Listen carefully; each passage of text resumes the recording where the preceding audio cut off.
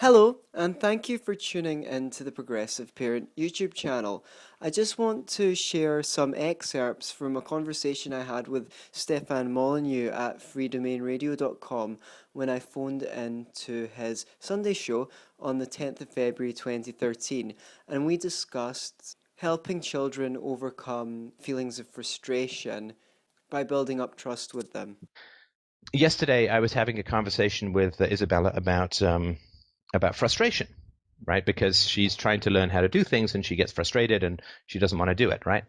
So frustration is a really helpful emotion, but it can also not be your friend, right? And so I said, so if I said, Isabella, you have to jump to the top of that tree, what would you say? She'd say, I can't do it.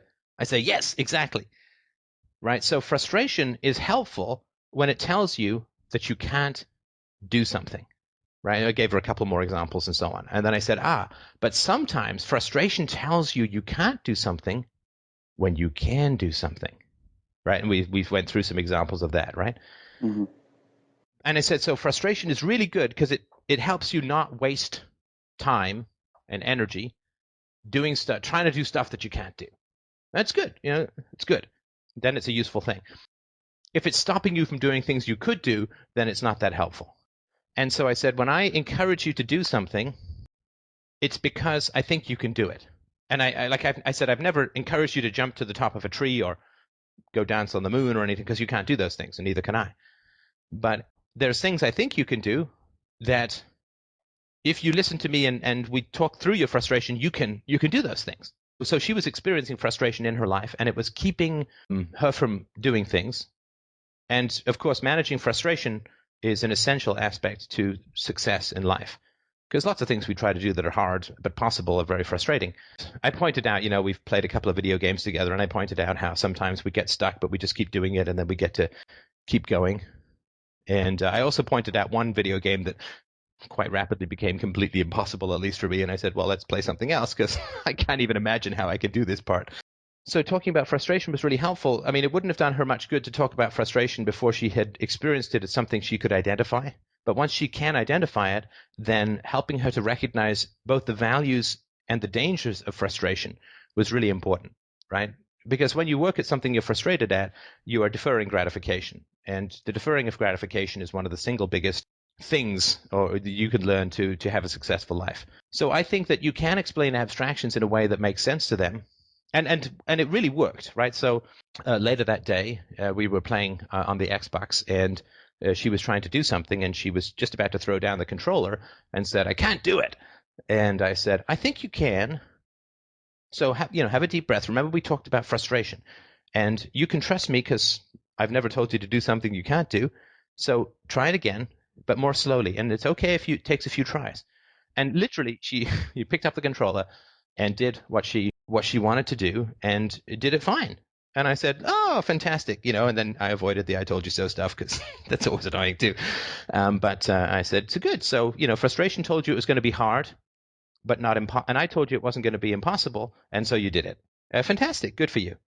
And so that's a lesson for her, which really takes root, right? And the first time, first impressions of ideas really count hugely, particularly with emotions. Always point out the positives of those emotions, right? So I didn't want to say, well, when you're frustrated, you just got to push through it and you've just got to keep trying. No, I think if she can do something like stacking blocks, then just be patient and show her how overcoming frustration looks. And then when they're at a place where they can start to conceptualize emotions and they can see beyond, like over the hill of the moment into the future, then I think it's worth talking about it. You introduce the word and you give them a little bit of time to acclimatize to the word, and you use the word in its appropriate context. And then you talk about how it actually impacts their life, right? So I started introducing the word frustration probably about a year ago, and we talked about it a little bit here and there. And first of all, it's just around identifying. Oh, you look really frustrated to me. Are you feeling frustrated? Yes, I'm feeling really frustrated. Is it because you think I can't do it? Now, and then, so you're feeling like you can't do it, and you want to do it, but you can't do it. And that's really frustrating. I feel frustrated when I have that happen to me too, right? And so the first thing you want to do, of course, is correctly identify the child's emotions, to empathize. We all have been there. To also mirror her emotions. I really want her to understand what she feels is something that I feel. and that I think most people feel as well. I don't want her to feel alone in her emotions. So sometimes fall, she would say, "Daddy, did you fall like that when you were a boy?" Because she wants to know if where she is consistent with everyone else's experience.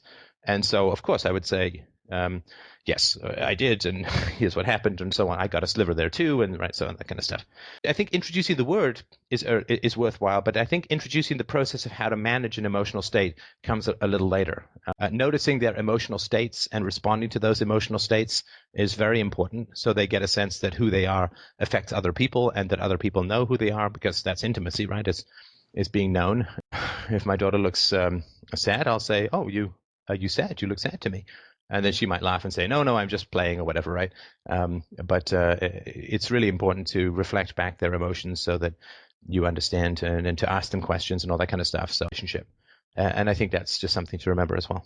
I was finding what you were talking about regarding frustration really interesting because I teach piano in Glasgow, and I earn the children's trust by not forcing them to do anything they don't want to do. I pick out the kind of pieces that I think they'll like, I'll show them, and they can choose what to learn and what not to learn. Or they can bring in things that they want to learn. So when I find that I'm in a situation where I'd like them to try something out, and I think their motive for not wanting to do it is they're scared, they think it's too hard, or something like that, I can say, look, do you just want to try it out for 10 minutes? And if you still don't want to play this piece, we'll move on to something else. And cause I build up the trust by not sort of forcing anything on them, they never say no. They know that I've got their interests at heart. So I liked hearing your example of explaining that sometimes frustration is an indication that we can't do something, and at other times it's maybe just fearfulness. Right. I appreciate that. Yeah, no, and I think that's true, but that is a long process, right, to build up trust, right? So, for instance, getting your kids to try new food. It's tough, I mean, they already have food they like, but I want to expand my daughter's horizon. So getting her to try new music, I'm always trying to introduce. I mean, music is such an incredible part of my life, and I obviously want to share that joy if she's receptive, and she seems to be. So of course she wants to hear the same song again, right? So she Yeah. loves Bad Leroy Brown by Queen. She loves Rich Girl by Hall & Oates, and some other songs, Give a Little Bit by Supertramp, some songs that I've introduced her to. And so I picked up a blues CD. I want to get her into some blues and stuff. And she's like, "I don't want to hear it. Like, I want to hear the other song." I'm like, but every song that you love, you had to hear for the first time once, right? So otherwise Sure. we never would have heard any music, or B, we'd have only ever heard one song. And so every song that you like. So, it's the whole thing, listen to it for a minute. If you don't like it, we won't play it again for a while. And so just getting them to try new things, nice foods and all that kind of stuff is a challenge. And you just have to try and make the case, and you have to accept the notes if that's what it is. Yeah, I had one child who really doesn't like reading music. So once I introduced her to a piece and said that I could just teach her by ear, and I said, do you know why I've chosen, do you know why I chose this piece to show you? And she was like, because I don't like reading music. And she was 9, so they do get it if you've got their interests at heart. Yeah, it's too bad you're not in. I mean, I'd like to get her into music, but I'm always a little concerned about the teachers and the sort of sergeant major music teacher who tends to be a bit more, you have to practice, and if you don't practice, you won't learn it. Like that's Yeah, totally. For me, the most important thing is that the children enjoy playing and enjoy the lessons. And if they really enjoy music, then practice will come. I volunteered for a while in primary school as well. It was the same kind of idea. Most of the teachers were really authoritarian, but the difficult kids were not difficult with me. They got the fact that I wasn't trying to cause trouble for them. They could sense that I was on their side. So the teacher took the kids outside to learn about lines of symmetry, and she was doing the whole control the fun thing. But if there's one word out of you guys, we'll all come back in, and you have to be in your best behavior. So, okay, she gave each child a piece of chalk and put them in pairs and said, one of you draw half a shape, the other one complete the shape, and then you can draw on the lines of symmetry. Good exercise. Some of the children just decided to write out their names, just a couple of them, and man, did she bawl at them. I mean, she was like, is your name symmetrical? And took the shock off them. So as soon as I saw this, I just had an instinct and I kind of swooped in and I just went up to one of them and I was like, what letters in your name are symmetrical? And he just looked up at me quizzically for a moment and then pointed at the capital A. I was like, okay, good. You can draw a line of symmetry through the A. And then went through his name and O and N, whatever letters were symmetrical. He put the lines through it.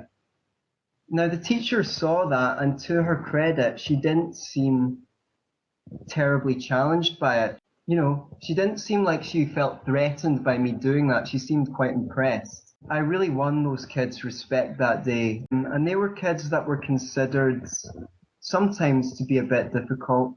I didn't think they were difficult. I thought they needed a different form of education because they weren't the kind of children that could cope with being ordered around all the time. Right. Right.